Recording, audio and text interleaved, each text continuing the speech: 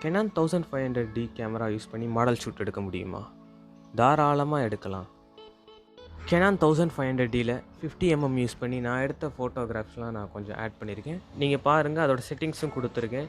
அதில் உங்களுக்கு ரொம்ப யூஸ்ஃபுல்லாக இருக்கும். ஸோ டோன்ட் வெரி, நீங்கள் Canon 1500Dல எந்த மாதிரியான மாடல் ஷூட் வேணாலும் எடுக்கலாம்.